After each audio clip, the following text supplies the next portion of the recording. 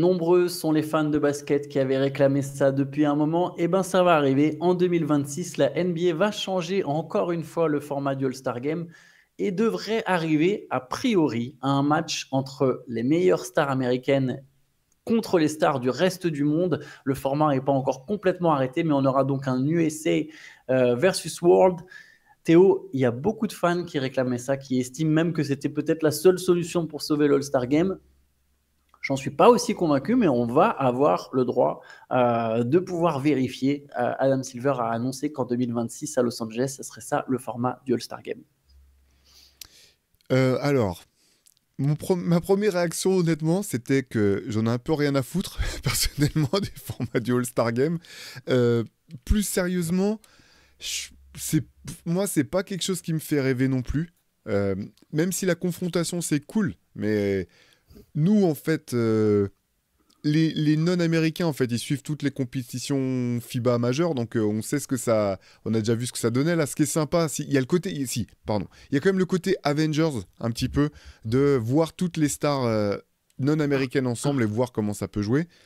Mais je suis un peu... Ça m'embête un peu, en fait. Et je pense ce genre de changement de format, parce que All-Star Game, bon, il y a le match, mais être un All-Star, c'est autre chose, quoi. C'est quand même une des données qui nous a permis pendant longtemps d'établir un petit peu le niveau des joueurs, notamment de joueurs qu'on n'a pas vu l'occasion de jouer. Si tu regardes dans les années 60, des joueurs dont simplement tu connais le nom, tu vas regarder les stats et tu vas regarder aussi cette donnée, quoi. Il a été 8 fois All-Star, ah non, il a été qu'une fois All-Star, donc il y a peut-être une raison s'il a été qu'une fois All-Star.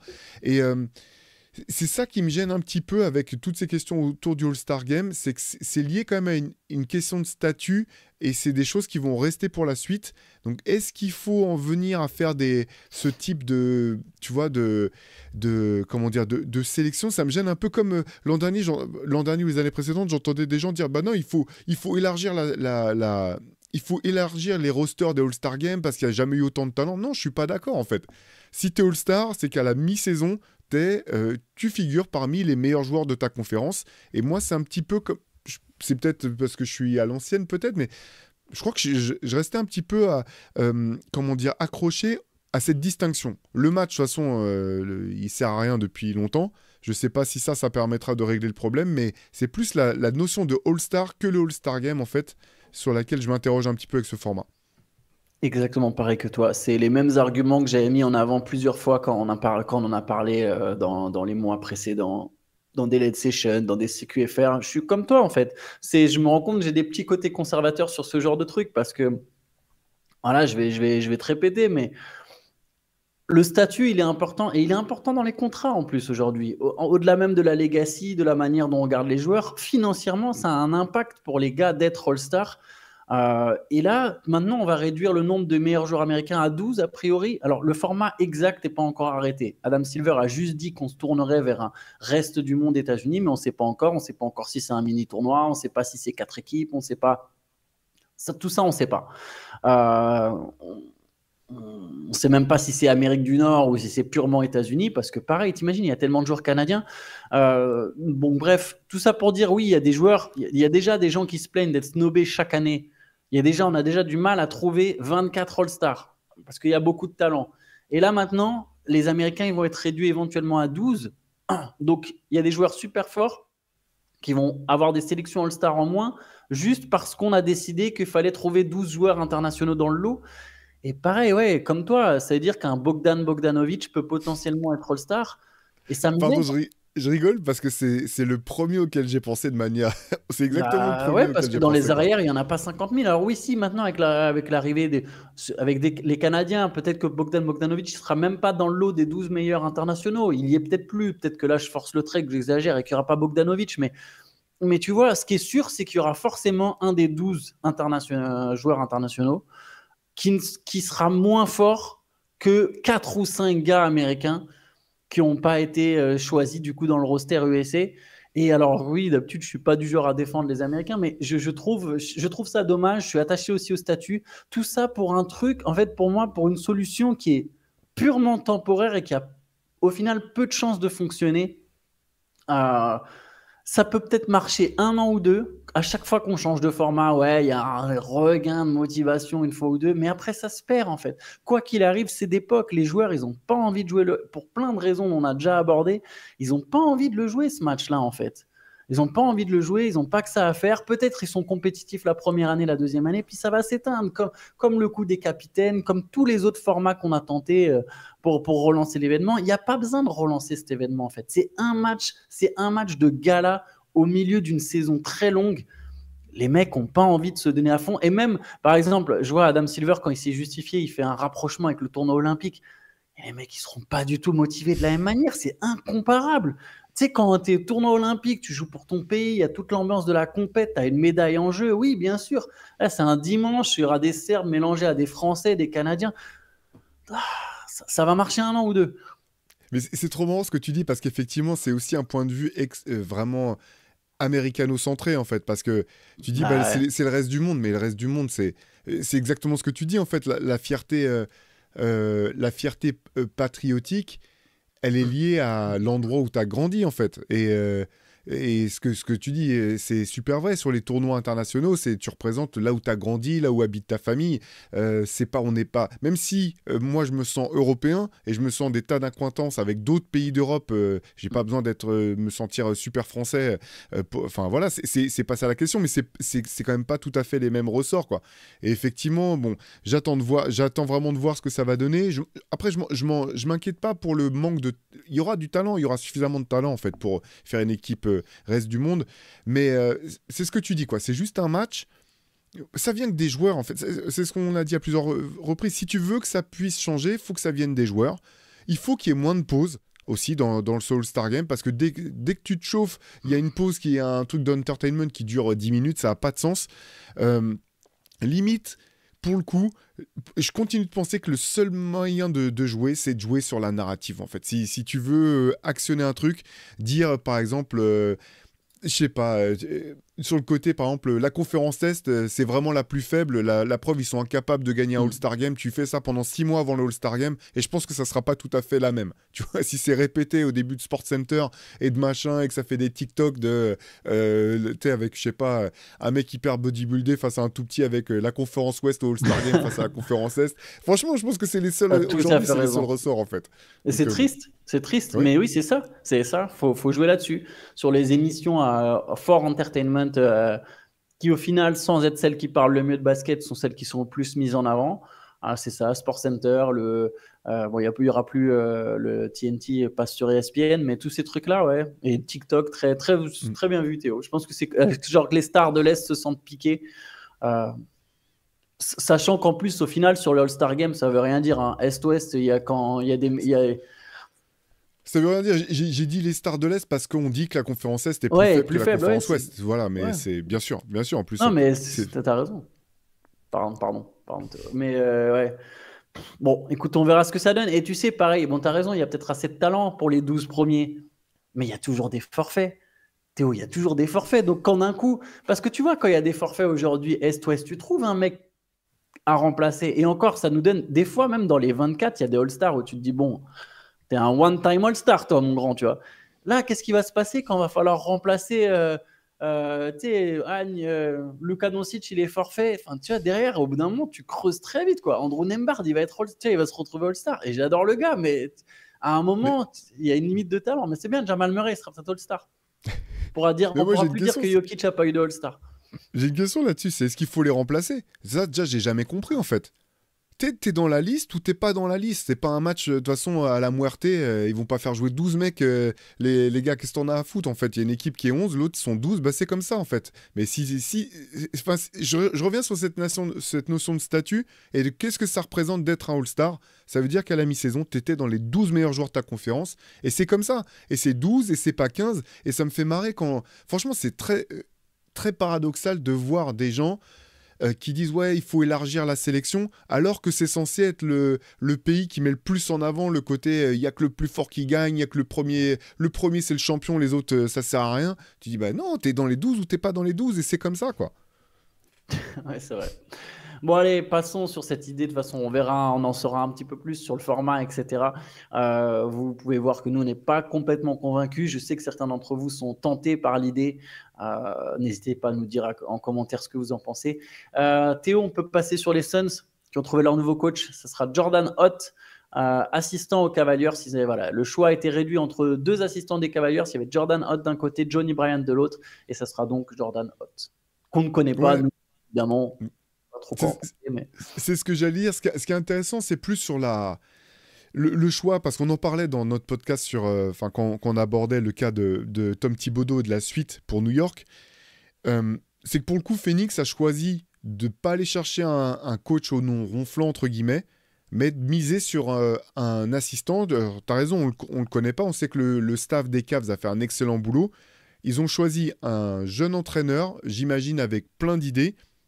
Et c'est aller dans la lignée un petit peu de ce dont on parlait au sujet de New York, quand tu vois ce que Utah a choisi de faire avec Will Hardy, ce que Boston avait choisi de faire avec Brad Stevens, euh, ce qu'OKC a fait avec Marc Daigneault.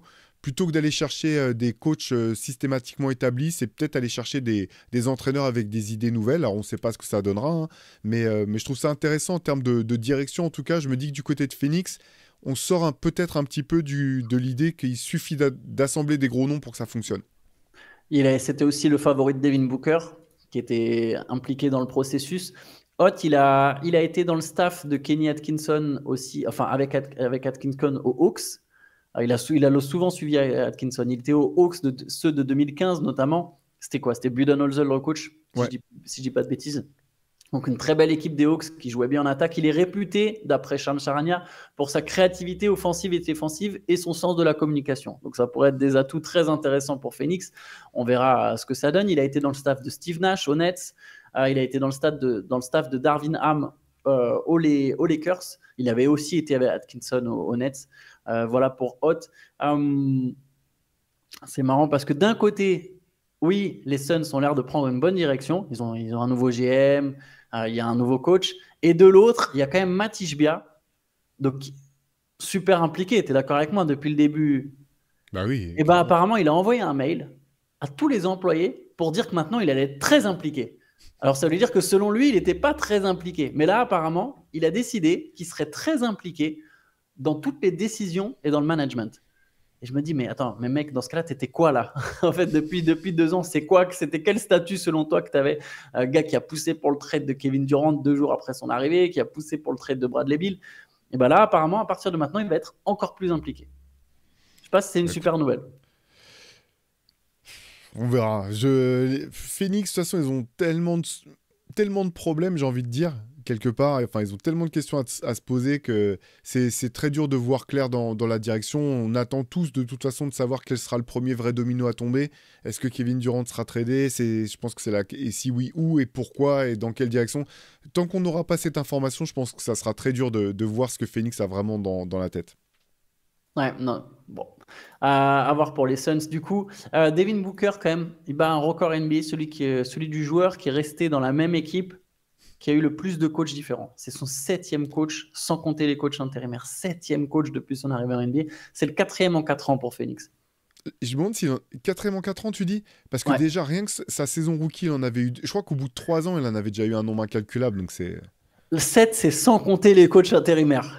Ah voilà, bah c'est ça, parce qu'il y avait Earl Watson, enfin il y en a eu... Ouais. sur ces 2 premières saisons déjà, c'était l'espèce de manège d'entrée et de sortie sans fin.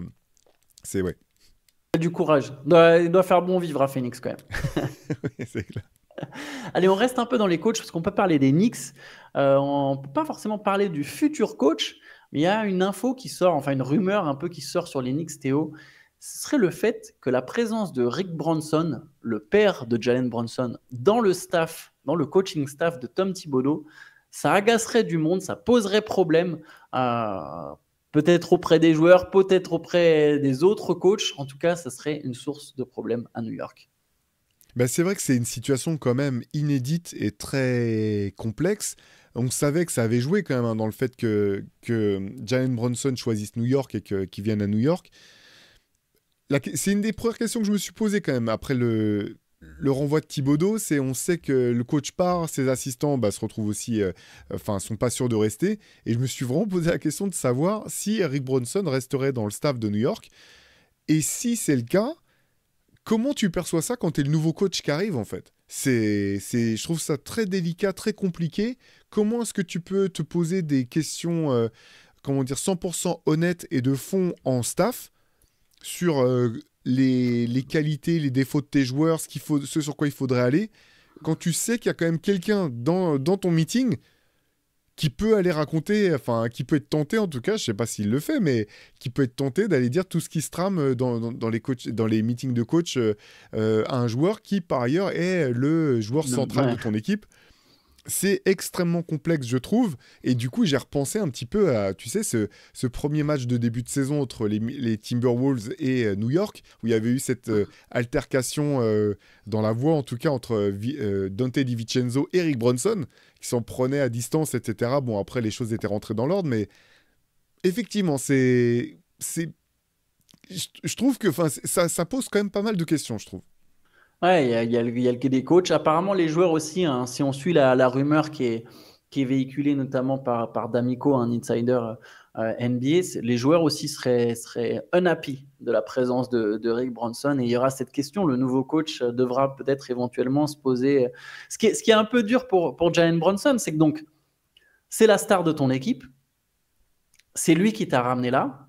Peut-être qu'il représente aussi tes limites. D'ailleurs, Jalen Bronson, on n'en a pas beaucoup parlé quand on a parlé des Knicks, mais Bronson est aussi une des limites des Knicks, un peu de la même manière que Thibodeau. Tu peux te dire, bah ouais, il t'amène un plancher, mais il t'amène peut-être aussi à un plafond, de par ses limites. Il t'amène à un plancher avec ses qualités, son attitude, et peut-être que de par ses faiblesses, il t'amène aussi à certaines limites. Donc Bronson, par contre, depuis qu'il est là, il a quand même changé la culture de cette franchise. Il l'a rendue compétitive, lui et Thibodeau. Évidemment pas tout seul, même Julius Randle, chacun a sa part du gâteau, mais Bronson est un des gros facteurs. Il a accepté de prendre moins d'argent pour t'aider à recruter, mais derrière, lui, il dit que Thibodeau, c'est son gars. Thibodeau, il se fait virer, et tu changes aussi je sais pas, t'écartes son père d'une manière ou d'une autre. Tu sais, quel message t'envoie à Bronson, le gars qui t'a amené jusque-là et qui t'a aidé à bâtir cette équipe? C'est très compliqué. On verra si Rick Bronson est écarté ou pas du staff. Justement, ça va être quelque chose à suivre. Mais là où tu as raison sur les limites de Jalen Bronson qu'on a très peu abordé, c'est parce qu'en fait, c'est tellement lié à Thibodeau que c'est dur de lire. Notamment quand on lit dans vos commentaires, par exemple, on voit que c'est un joueur qui est clivant aussi, Jalen Bronson, parfois même parmi les fans des Knicks, qu'ils trouvent très fort, mais qui peuvent trouver qu'il porte trop la balle. Et il y a toujours cette question qu'on s'est posée entre nous, même de savoir si c'était dû à la pauvreté relative des schémas offensifs de Thibodeau, qui disait, bon, bah, de toute façon, on lui laisse la balle entre les mains, c'est ce qu'il y a de mieux, ou si c'est un besoin intrinsèque de Jalen Bronson d'avoir la balle et de la garder pendant 18 secondes. Et ça, on le verra, j'imagine, on verra vite avec le nouvel entraîneur si les choses restent les mêmes ou si justement ça bouge. Mais du coup, effectivement, ce joueur Jalen Bronson qui avait quand même énormément de liberté d'action, qui portait la balle plus qu'aucun autre joueur des Knicks, qui a aussi des limites, notamment défensives. Je peux comprendre que ça agace si t'es un des joueurs de l'équipe, si t'as l'impression qu'en plus t'es dans une équipe où il y a que quoi qu'il arrive, il y a que 6 mecs qui vont jouer, que tu peux te défoncer aux entraînements, être bon en match, si t'es pas dans le cercle fermé de Thibodeau et de Rick Bronson, peut-être, de toute façon tu vas pas avoir ta chance. C'est des situations qui sont complexes. C'est marrant qu'il y a quand même pas mal de rumeurs sur le fait qu'il y aurait de la mésentente entre les Knicks. Parce que de l'extérieur, c'est pas le premier groupe où a priori tu disais, ah bah ils se connaissent très bien, c'est les mecs de Villanova, c'est des mecs cool, etc. Et en fait, au fur et à mesure de la saison et des playoffs, tu as ce premier papier de The Athletic quand même très très sérieux qui te fait comprendre que non, l'ambiance elle est un peu problématique, tu vois, au sein du vestiaire. Tu avais cet incident, j'avais complètement oublié avec DiVincenzo. Alors c'est rien, tu vois. C'est anecdotique, mais cette petite prise de bec avec Rick Bronson, maintenant tu as ça. Voilà, c'est peut-être pas le vestiaire qui vit le mieux au final en NBA. Ça ne veut pas dire que c'est définitif ou que ça va poser souci pour les Knicks, mais c'est intéressant. Ouais, et puis après, les mecs de Villanova, ils sont trois, hein. Tu vois ce Ouais, que je veux ouais, ils dire? sont C'est trois, ouais, bien que sûr, eux, hein. 12 manifestement, gars. et dans le podcast, ils sont deux. Donc tu vois, Josh Hart et Jalen Bronson, manifestement, ils s'entendent très bien. Le reste, tu sais pas trop ce que ça veut dire. Et c'est deux des joueurs qui, en plus, étaient les gars de Thibodeau. Donc, tu sais, quand tu sais que tu vas avoir... Enfin, c'est un petit peu... Ça a une limite, hein, de faire des parallèles avec le sport amateur, mais quand tu sais que quoi qu'il arrive, tu vas avoir tes minutes, bah ouais, bon, t'es dégoûté de perdre, mais toi, t'as joué les trois Bien quarts du sûr. temps de jeu, quoi. Quand t'es le huitième homme, t'as joué 8 minutes, que tu regardes le plus-minus, tu te dis, mais attends, j'ai le plus gros plus-minus de l'équipe, pourquoi j'ai jamais ma chance? Là c'est des... Et en plus, bah ouais, il y a le daron du meilleur joueur qui est dans le staff, c'est normal que j'ai pas ma chance. Ouais, il y a de quoi, effectivement. C'est pas si étonnant que ça que des rumeurs de ce type finissent par sortir. Même si de l'extérieur, quand tu les voyais jouer, c'était vraiment une des forces d'Enix, hein, qui sont revenus de tout un tas, qui Ouais, fait le tout un tas de comeback. comebacks. Hmm. Je trouve que c'est une des rares équipes où tu vois quasiment jamais de gestes de... ou très rarement, tu vois, de gestes d'agacement. Alors oui, il y avait une image sur le banc entre Kat et Odi Anunoby, tu vois, mais ça, c'est n'importe quelle équipe, en fait. Il y a Hmm. plein d'autres équipes où même sur le terrain, tu vois des gestes d'agacement bien plus souvent de la part de certains joueurs que du côté des New-Yorkais. Et je te propose qu'on finisse en abordant pas mal de rumeurs un peu en bullets. Il y en a une notamment qui concerne l'Europe. Tiens, Russell Westbrook, l'Apoel Tel Aviv serait prêt à lui offrir un contrat absolument record en Europe pour qu'il puisse venir jouer, sachant que Tel Aviv n'est pour l'instant qu'une équipe d'Eurocup. Ouais, étonnant. Euh, étonnant. Je sais pas trop quoi penser de cette rumeur. Je sais pas pourquoi c'est Russell Westbrook qui a été ciblé. Vu la situation, euh, vu la situation actuelle enfin actuelle, c'est pas juste actuelle, mais vu la situation sur place, je trouverais ça je serais extrêmement surpris qu'un joueur qui a amassé autant d'argent que Russell Westbrook décide d'aller jouer là-bas. J'arrive pas à savoir si c'est un coup de promo de la Poel Tel Aviv qui veut montrer effectivement que ils ont des moyens et qu'ils peuvent avoir la volonté. Puis tu vas y venir peut-être, Antoine.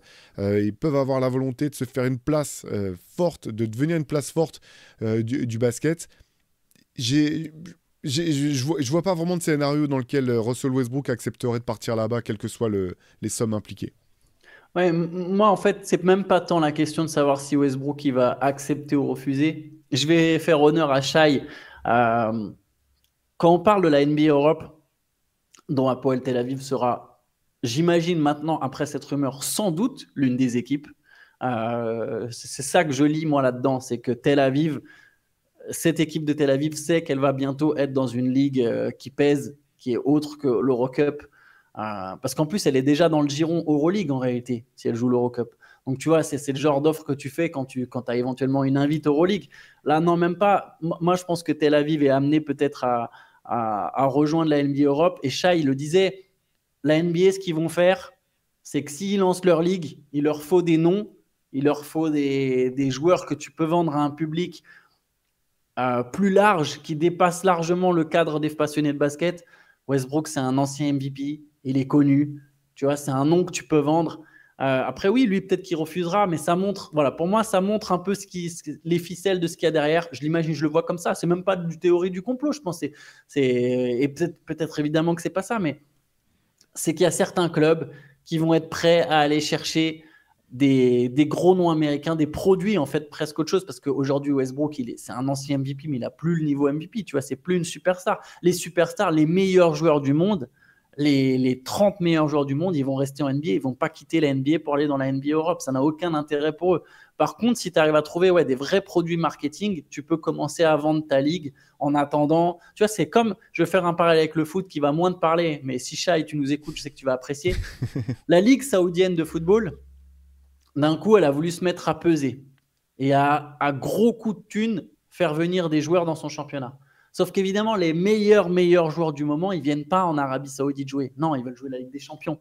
Du coup, ils ont recruté un paquet d'anciens joueurs plus connus que tu peux vendre en mode produit. Pas que des anciens, il y a eu aussi des jeunes, il y a eu quelques trucs, mais là, le but, c'était, voilà, il y a eu des Neymar sur la fin de sa carrière, Cristiano Ronaldo sur la fin de sa carrière. Tu as des gros noms que tu viens vendre, que tu achètes à un prix fort pour essayer de rendre ton championnat attractif. Karim Benzema aussi, et aller en Arabie Saoudite, voilà, tout ça. Ancien ballon d'or, là, quand même, j'ai cité 2 anciens ballons d'or. Neymar, ancien vainqueur de la Ligue des Champions. Voilà, tu fais venir des mecs comme ça pour essayer de vendre ton championnat au début en espérant que ça prenne. Alors, c'est pas forcément en train de prendre complètement pour l'Arabie Saoudite, mais j'imagine que ce sera un peu le but de la NBA Europe. Et du coup, voilà, moi, je ne serais pas surpris si dans les prochains mois, quand on apprend que cette NBA Europe, finalement, elle se crée, quand on a la liste des clubs, je ne serais pas surpris de retrouver la Poel Tel Aviv. Ils n'auront peut-être pas Westbrook, mais je serais vraiment pas étonné. Ou ça sera peut-être pas eux non plus, mais j'ai l'impression que c'est une manière de mettre leur Ou, nom sur la liste des ou de mettre candidats leur nom parce sur la que. liste. Voilà, Exactement. exactement. Pardon, ouais, Théo, j'arrête pas Non, de te non, couper. c'est tout. Allez, autre petite rumeur que je peux te balancer, je pense que te surprendra pas. Joe Dumars a déjà annoncé que Zion serait toujours le point central des Pelicans et qu'il n'y avait pas d'intention de se séparer dès maintenant de Zion. Quand je dis séparer, je ne parle pas forcément d'un trade, je parle de cette option qu'ont les Pelicans de pouvoir couper Zion d'ici je crois que c'est avant le début juillet. S'il le coupe, il ne paye que 7 millions, quelque chose comme ça. Ouais, je suis pas étonné, comme on en avait parlé, je pense pas qu'ils le couperont. J'étais un peu surpris quand même du timing, dans le sens où c'est un message qui est plus fort peut-être que ce qu'il n'y paraît, au vu des dernières allégations et des problèmes juridiques au-devant desquels Zion Williamson est sur le point d'aller. C'est plus ça que j'ai vu en fait. Je me suis dit bon bah c'est un message pour dire à ta star on est derrière toi. La situation n'en demeure pas moins compliquée pour les Pelicans et pour Zion. Elle était déjà énormément avant les accusations dont il fait l'objet. Là elles le sont encore plus. Bon, pour l'instant on sait que dans ce type de situation, par le passé ça s'est réglé avant le jugement en tout cas, que les joueurs ont pu continuer à jouer, en fait, n'ont pas eu de peine ferme. Donc je ne sais pas ce que ça va donner pour Zion. Je continue de ne pas voir de scénario quand même de scénario heureux dans lequel Zion Williamson pourrait rester à New Orleans et où ça se passe bien pour l'équipe et pour lui. J'ai l'impression qu'il y a maintenant les valises sont trop lourdes en fait, de problèmes, de pépins, d'historiques. Je vois pas vraiment comment ça pourrait fonctionner. Ouais, moi aussi, je suis assez pessimiste sur le futur de Zion aux Pelicans. Et comme toi, je pense que c'est plus un message en fait envers la star. En mode, regarde, on est avec toi, il y a un nouveau management, c'est plus la même chose. Oui, il y a toujours le même nom de l'équipe sur le maillot, mais tout est différent. Peut-être qu'il y aura un nouveau coach, on ne sait pas encore. Tout est différent. Allez, c'est un énième coup de. Allez, je t'aide, on te pousse un petit peu, montre-nous de quoi tu es capable de relancer la machine. Et je pense par contre, effectivement, que si ça ne marche pas, dans les prochains mois, il pourrait y avoir un trade de Zion, quoi. D'ici, peut-être même avant la deadline, si jamais Zion n'a toujours pas réussi à rester en bonne santé, à rester en forme, à enchaîner les matchs et à porter les Pelicans vers le haut. Là, je peux croire qu'à un moment, New Orleans se dise, bon, allez, on tourne la page. On a beaucoup d'assets, on a des pics, des bugs, des machins, etc. Essayons de construire autre chose. Peut-être que les Pelicans l'auraient même fait s'ils avaient chopé le gros lot à la draft. Mais là aussi, il y avait des rumeurs récemment sur la valeur de Zion. Tiens, je rebondis sur ça, sur le fait qu'il y a un insider qui expliquait Zion, il n'a pas vraiment de valeur. Il y aura toujours des équipes intéressées malgré la situation judiciaire parce que ça, de toute façon, on l'a déjà vu. C'est déjà arrivé. Il y a des équipes qui passent outre la réputation, outre même les procès, etc. Pour l'instant, d'ailleurs, il n'y en a pas de procès sur Zion. Par contre, la valeur serait en mode, bah voilà, peut-être pas de pic. Il prenait l'exemple, il dit le hit, ce serait du genre à proposer Duncan Robinson et Andrew Wiggins, quoi, sans pic avec. Et voilà, take your loss et nous, on prend Zion. Je pense que ça, pour l'instant, c'est pas tant que Zion n'a pas de valeur, c'est qu'il a peut-être pas assez de valeur suffisante pour que les Pelicans se disent, ouais, il faut qu'on le transfère dès maintenant, dès cet été. Par contre, si ça continue de pas marcher, ouais, et comme toi, je suis plutôt pessimiste. À un moment, il y aura un changement de décor et de scénario. Ouais, et puis les dernières accusations quand même pèsent dans la balance parce que une équipe qui va trader pour le faire venir, derrière, il faut que tu puisses. C'est encore au stade des allégations, mais il faut que tu puisses justifier potentiellement ça auprès de ta fanbase autour de. Je trouve pas ça si simple.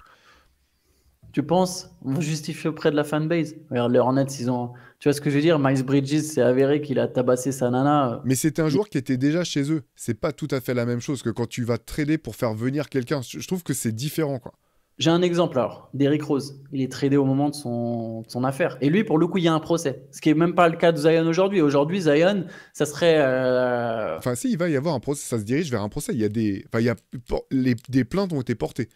Ouais, oui, oui, oui. Mais il y a une envie de settlement, visiblement, de ce que j'avais lu. Il y avait une Ok, envie de settlement, même après, voilà, c'est des rumeurs. Il faut prendre avec des grosses pincettes là ce que je dis parce que finalement, c'est pas ce qui se passe dans la tête des victimes présumées. Mais j'avais lu à un moment qu'il y aurait une envie de settlement et pas forcément de procès. Mais effectivement, il y aura peut-être un procès. Mais alors dans ce cas, ouais, l'exemple, et c'était des accusations similaires, c'est Derrick Rose. Derrick Rose tradé par les Bulls, les Knicks, ça les a pas refroidis. Et j'ai pas l'impression que c'est vrai.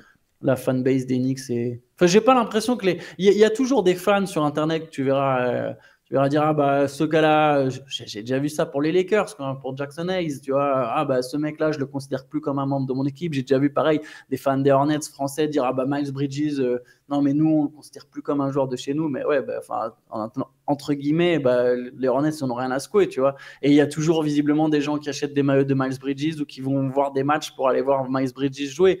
Il y a toujours des gens qui achètent des maillots des Lakers ou qui vont regarder les Lakers jouer. Et Jackson Hayes est évidemment n'est pas un joueur majeur, mais je sais pas. Je sais pas si vraiment la fanbase, la franchise prend la fanbase complètement en compte sur ça, ou les éventuels joueurs outrés dans la fanbase, En fait, j'ai fans l'impression que outrés dans la fanbase. ça fait quand même baisser ta valeur marchande parce que c'est-à-dire que tu rajoutes des problèmes à d'autres problèmes.